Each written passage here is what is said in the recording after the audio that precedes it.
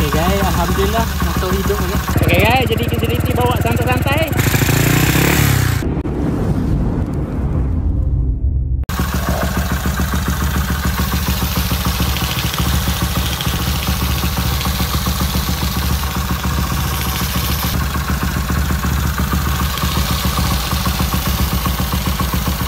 Bunyi pun dah slow sikit lah daripada yang asal lagi.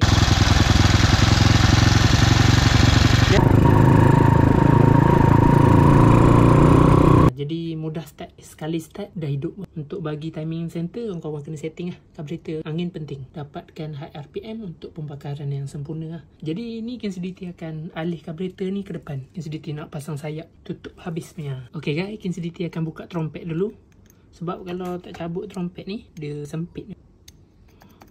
Dia ada lock dekat hujung carburetor. Sebab tu dia tak boleh cabut, dia kena buka habis ni.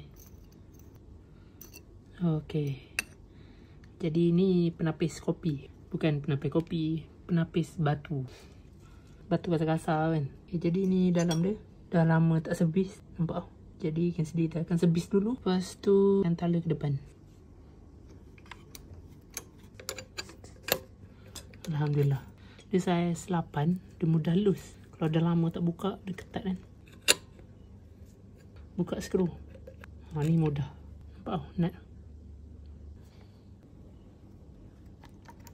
Alhamdulillah, sudah terbuka.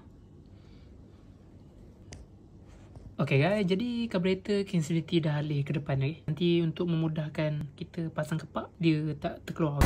Okay guys, jadi motor dah hidup. Okay, motor bunyi slow sikit lah. Slow sikit lah daripada hari tu. Kinseliti dah ajar timing dengan rock on. Tepek, okay. Bunyi slow sikit lah. Ni carburetor pun Kinseliti dah letak depan. Terong sikit je lah. Tapi kalau pasang kepak nanti dia tertutup. Okay.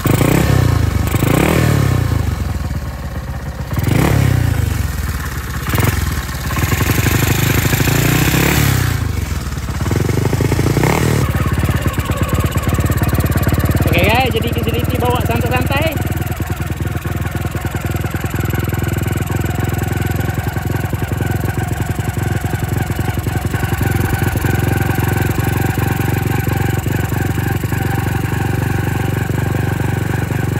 Dah siap, okay.